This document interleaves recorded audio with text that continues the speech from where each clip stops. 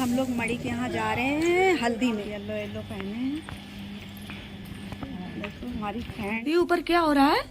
ऊपर कथा हो रही है। कथा हो रही है, ठीक है। अब हम लोग भी जा रहे हैं। जो शादी कर लिया वही जान पाता है कि सच्चाई जीवन क्या है, जीवन में सच क्या है। कि घर पर जाकर प्रसाद ग्रहण करके आओ तो आपका पति मिलेगा, नहीं मिले उसी दिन से प्रत्येक सत्यनारायण भगवान की जय। कथा शुरू हो गई है। हम लोग और कथा सुने जब उनके सभी लोग पहले पढ़ना चाहिए, फिर नौकरी की इच्छा करनी चाहिए, पहले भगवान की पूजा करनी चाहिए, फिर नौकरी प्राप्त करनी। ईश्वर प्राप्त धर्म अलग है, मतलब धर्म मतलब माता पिता की खूब सेवा करनी चाहिए, जीते जी देवताओं की पूजा करनी चाहिए, पितरों को जल देना चाहिए, गौ माता की सेवा करनी चाहिए, ब्राह्मण का सम्मान करना चाहिए। राम भगवान अपने पिता की आज्ञा मानने के लिए 14 साल वन में थे, तभी वो पिता माता की आज्ञा मानेगा, वरना नहीं मानेगा। जब उसको कोई धर्म सिखाना पड़ता है, गौ माता को गौ माता बताना पड़ता है। अगर गौ माता को आप काऊ बता दो तो बच्चे के अंदर संस्कार की निवृत्ति हो जाती है, नहीं फिर वो काऊ काऊ करते काऊ ही हो जाता है, कभी गौ माता नहीं मान सकता। इसलिए शब्दों में संस्कार की प्रवृत्तियां छुपी है।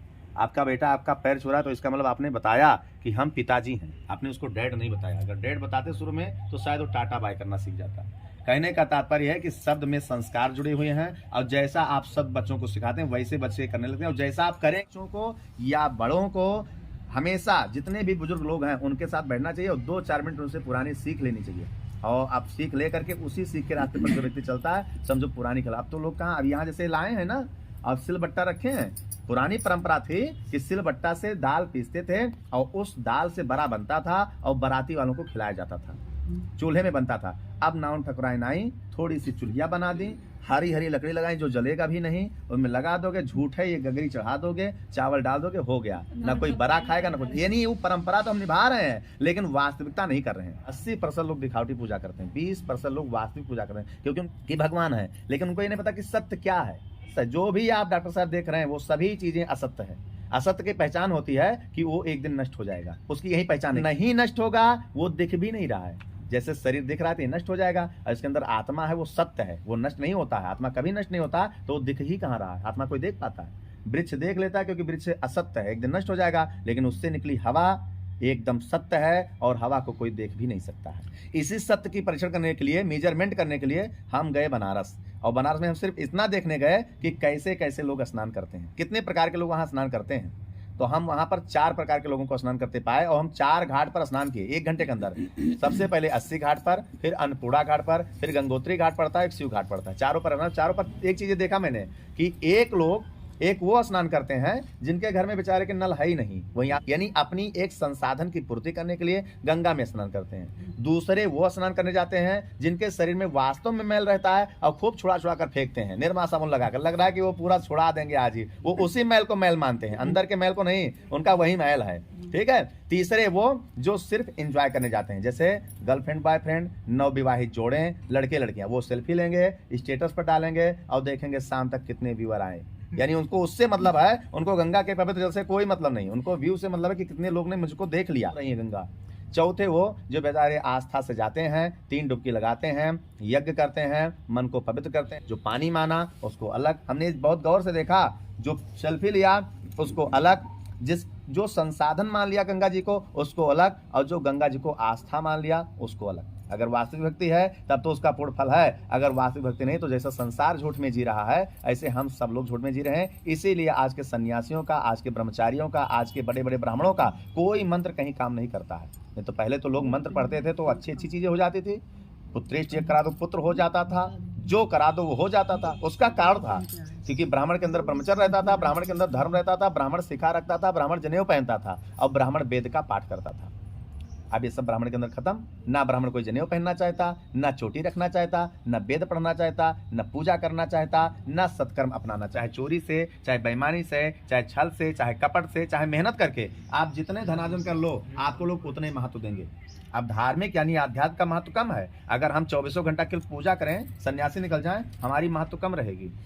और जो धनार्जन खूब करेगा उसकी महत्व एक घर में ज्यादा रहेगी। तीव्र हैं और सताक्षी हैं, अगर इसमें एक खूब पूजा करे 24 घंटा और एक कोई वकालत करके बहुत ज्यादा धन कमा ले, नाम कमा ले, तो आप जो वकालत करेगा उसको ज्यादा महत्व दोगे, जो आध्यात्म रहेगा उसको कम। ये सच्चाई है।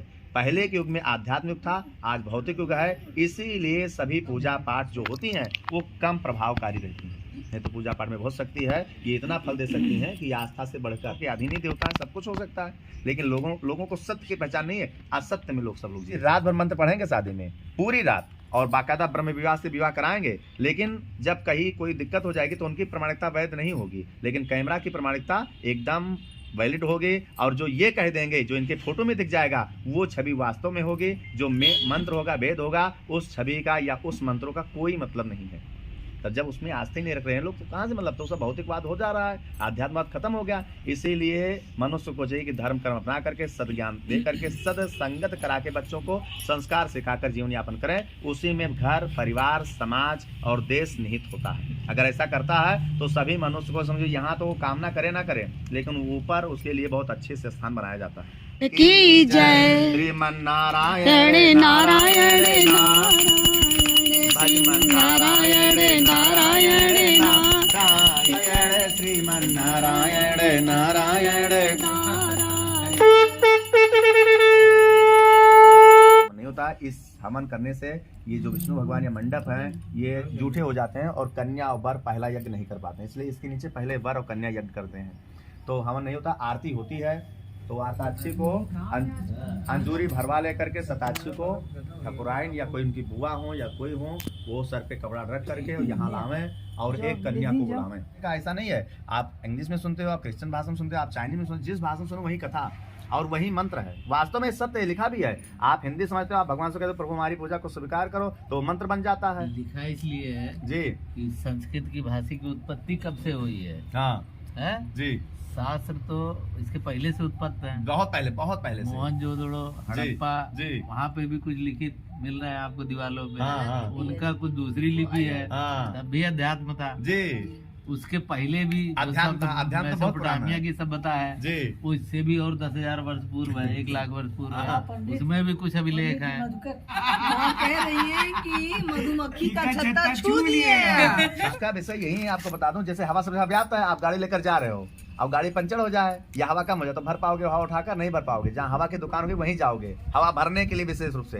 तो जो ईश्वर है व्याप्त तो सब जगह है, व्याप्त तो सब जगह है, लेकिन मिलेंगे वहीं पर जहाँ, अभी जला दिया जाएगा कोई दिक्कत नहीं, मिलेंगे वहीं पर जहाँ पर उनकी आस्था या जहाँ पर उनकी छवि जिसको देखकर हम आकर्षित हो सके, वहीं पर। आप उनके निराकार देखकर आकर्षित नहीं होते हैं, ना लाते हैं सब चीज।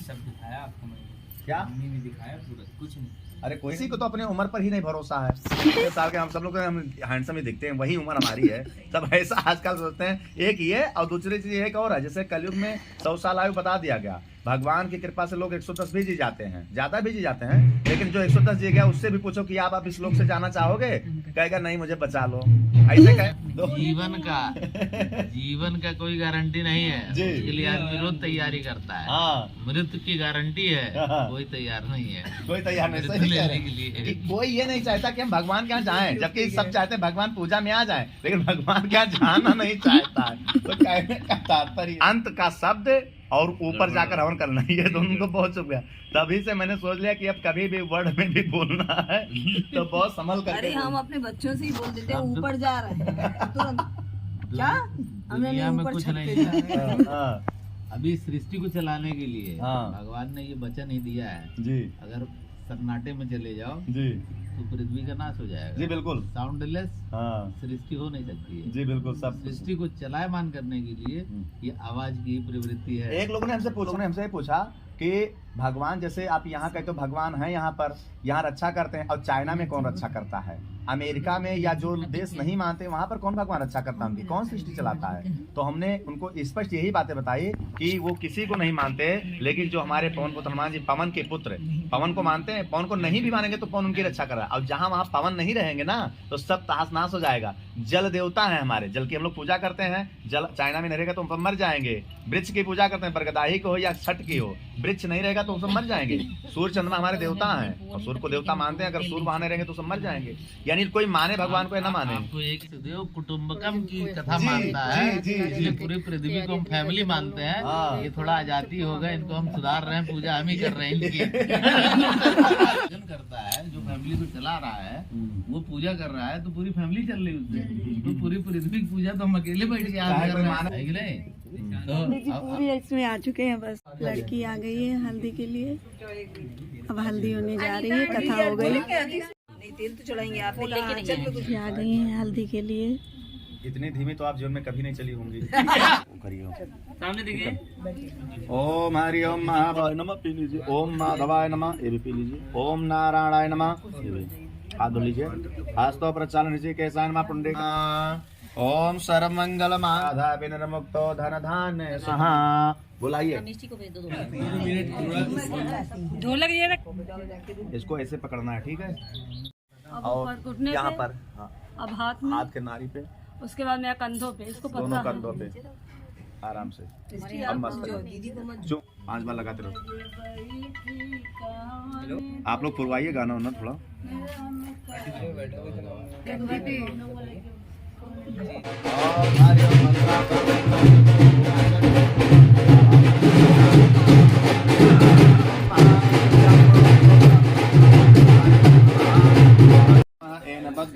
राजा दान कंकन है और उसमें 7 प्रकार की चीजें हैं। 7 प्रकार के मतलब ये टोटल बंधे हुए हैं जो शुभ पूजा कारक होते हैं, यानी इसको प्रयोग किया जाता है। इसलिए प्रयोग किया जाता है कि ये 7 चीज आपके साथ हमेशा साक्षी रूप में ही रहेंगे। और जब शादी होकर आप घर पर जाएंगे दूल्हे के घर, तो वो और आपका एक परीक्षण होगा जिसमें देखा जाएगा कौन ज्यादा तीव्र माइंड वाला है और कौन ज्यादा जल्दी किसका खोल देता है। एक हाथ से उसका आप खोलेंगे, आपका वो खोलेगा। बुद्धि परीक्षण होता है, वो आपका खोलेगा, आप उसके यहाँ और ज्यादा टाइट बंधा होगा। कि कन्या का जो दिमाग है कैसे इसको खोल रहा है, दिमाग से ही खोलेगा, वैसे नहीं खोलेगा। इसको बांध लीजिएगा, जब उसको खोलिएगा अगर ये भी खुल जाता है तो इसको दोबारा बांध लीजिएगा। कुछ द्रव्य दीजिए इनके हाथ में। द्रव्यम ददाति। ओम हरि ओम विष्णुवे नमः, ओम विष्णुवे नमः, ओम विष्णुवे नमः। श्रीमद् भक्तो श्री महाप्राण अमुक गोत्रे। देखिए जाइए, ये तेल तो चढ़ गया है। अगर इनका हल्दी करते हैं, हल्दी तेल है, हल्दी अलग होती है, तो तेल पहले उतारेंगे 5 बार। जैसे चढ़ा है नीचे से, ऐसे ऊपर से करते हुए आपको हल्दी लगेगा। अगर आपको हल्दी ना करना तो हम अभी उतरवा देंगे। आप दोनों लोग बैठिए, सिर्फ ऑन करिए। अकेले सिर्फ ऑन वाले सिंदूरा ले आइएगा। सिल्क होना शुरू हो गया है, सिल्क होने जा रही है।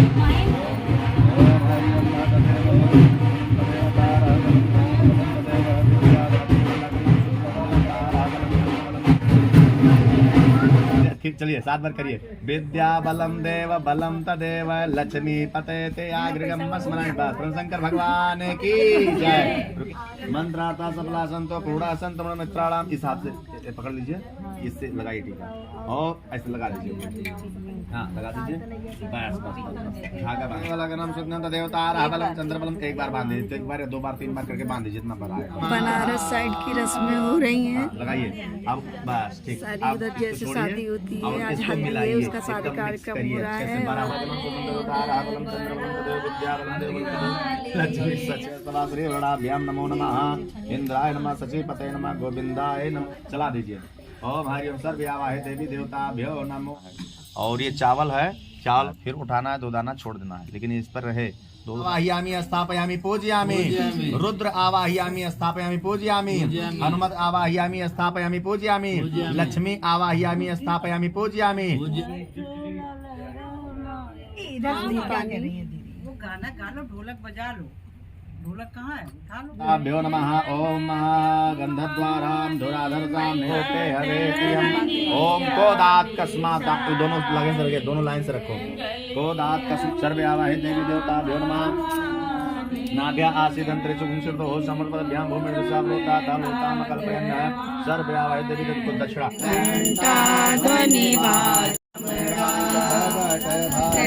कठारो जिन पर कृपा तज दीने सो फल भोग्यो प्रभु जी सो फल। नमामि महादेव की जय। वृंदावन हरि लाल की संतन की जय। धर्म की जय हो, अधर्म का प्राणियों में सद्भावना। भारत माता की जय। ओम नमः पार्वती पते हर हर महादेव। आरती हम देखो तो हमारे कथा हो गई है। प्रसाद, हाँ प्रसाद ले लें।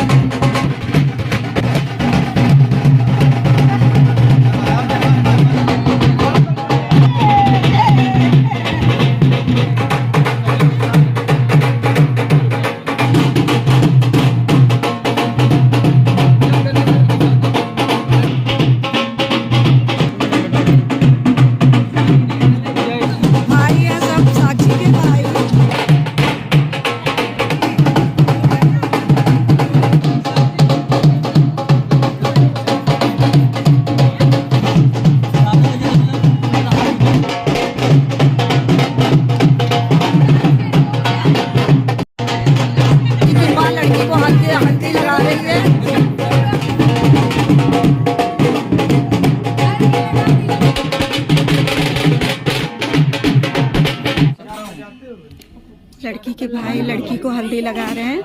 देखिए इधर सामने देखिए।